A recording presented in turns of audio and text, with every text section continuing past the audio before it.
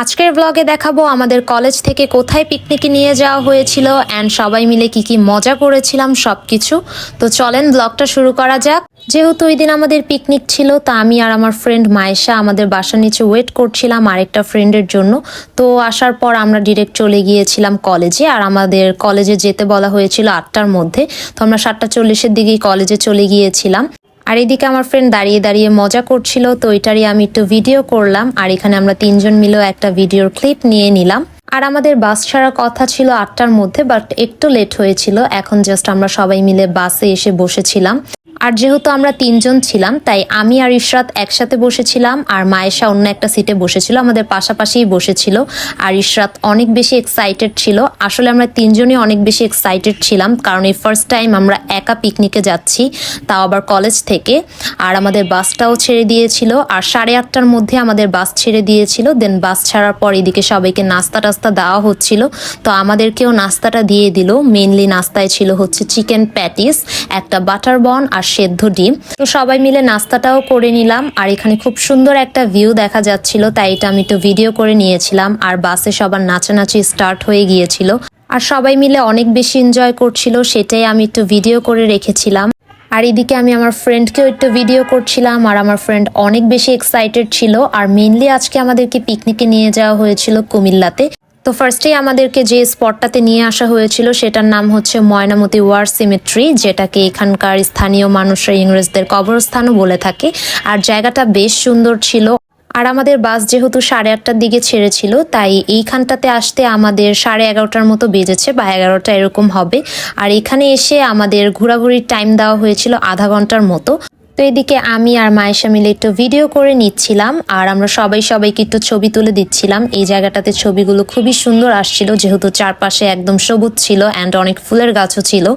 আর এখন আমরা বাকি এরিয়াগুলো একটু ঘুরে ঘুরে দেখছিলাম, আর চারদিকে সবাই পিকচার্স তুলছিল। তো এখানে আমরা 3 ফ্রেন্ড মিলেও একটু ভিডিও করে নিলাম, অ্যান্ড আমরা অনেক বেশি ছবিও তুলেছিলাম। আর এদিকে আমার ফ্রেন্ডও আমাকে একটা ভিডিও বানিয়ে দিল, যাতে আমি এটা ব্লগে অ্যাড করতে পারি।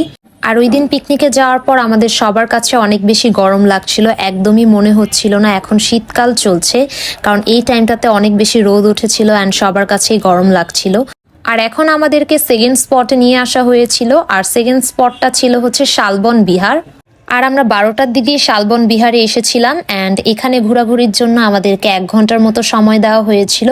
আর যদিও আমার কুমিল্লাতে আরও 3-4 বারের মতো আসা হয়েছে, বাট এই স্পটগুলো আমার কখনোই ঘোরা হয়নি। তো আমরা সবাই মিলে একটু ঘুরে ঘুরে দেখছিলাম। আর এখানে আমরা অনেক বেশি টায়ার্ড ফিল করছিলাম, কারণ হাঁটতে একদমই ইচ্ছে করছিল না। আর এদিকে আমি ইশরাতকে একটু ফটোশুট করে দিচ্ছিলাম। এই পাশটাতে ছবিগুলো খুবই সুন্দর আসছিল। আর আমাদের অনেক বেশি গরম লাগছিল, তাই গরমের কারণে আমার ফ্রেন্ড এখানে ওড়না নিয়ে দৌড় দিচ্ছিল, তাই আমি ওই ভিডিওটা করে রেখেছিলাম। তো এখানে বাকি এরিয়াগুলো আমরা একটু হেঁটে হেঁটে দেখছিলাম। আর আমার কাছে মনে হয় এই জায়গাটাতে বিকেলবেলা বেশি ভালো লাগবে। তো এইদিকে মোটামুটি সবাই মিলে ছবি তুলছিল। এখানে স্যার ম্যাডামরা অ্যান্ড স্টুডেন্টরা সবাই একসাথে হয়ে ছবি তুলছিল। আর এইদিকে আমাদের একটা ফ্রেন্ড আমাদের 3জনকে খুব সুন্দর করে একটা ভিডিও বানিয়ে দিয়েছিল। তো অনেকক্ষণ ঘোরাঘুরির পর এখন প্রায় 12:45 বা 50-এর মতো বাজে। এখন আমরা ডিরেক্ট বাসের দিকে চলে যাব। এখন আমাদেরকে মেন স্পটে নিয়ে যাওয়া হবে, যেখানেই আমরা বাকি সময়টা কাটাবো, অ্যান্ড আমাদের খাওয়া দাওয়ার ব্যবস্থাও সেখানেই হবে। তো আমরা চলে এসেছিলাম বাংলাদেশ পল্লী উন্নয়ন একাডেমিতে, যেটা সবাই চেনে কুমিল্লা বার্ড নামে। তো এটাই হচ্ছে আমাদের আজকের পিকনিকের মেন স্পট, যেখানে আমরা বাকি সময়টা কাটাবো, অ্যান্ড আমাদের খাবারের ব্যবস্থাও এখানেই করা হয়েছে। আর এই জায়গার পরিবেশটা খুবই ভালো ছিল, কারণ অনেক বেশি গাছ থাকার কারণে আমাদের একদমই গরম লাগছিল না। তো আমরা খাওয়া দাওয়া করতেও চলে এসেছি। আর 2:30-এর মধ্যে অলমোস্ট আমাদের খাওয়া দাওয়া স্টার্ট হয়ে গিয়েছিল।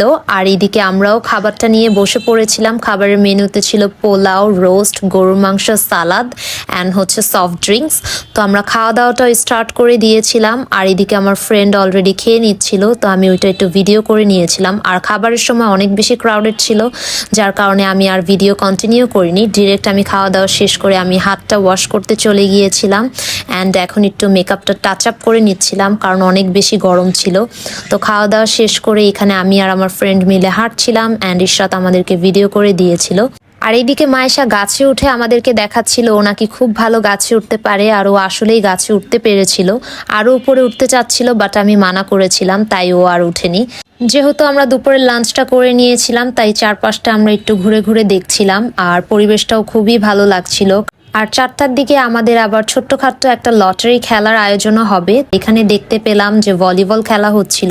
এখানের যারা প্রশাসনিক কর্মকর্তা ছিল তাদের মধ্যে একটা ভলিবল খেলার আয়োজন হচ্ছিল।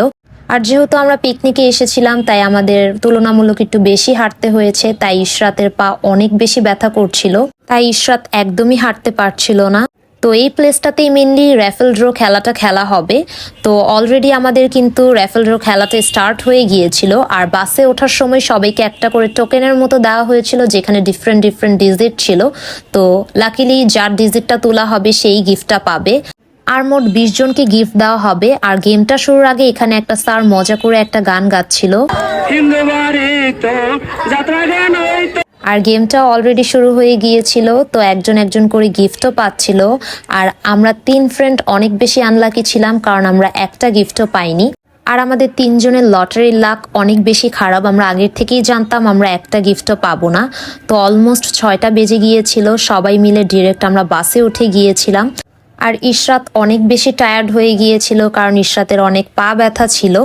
মোটামুটি সবাই টায়ার্ড ছিলাম। তো আজকের ব্লগটি এ পর্যন্তই ছিল। আশা করি ব্লগটি ভালো লাগবে। আল্লাহ হাফেজ সবাইকে।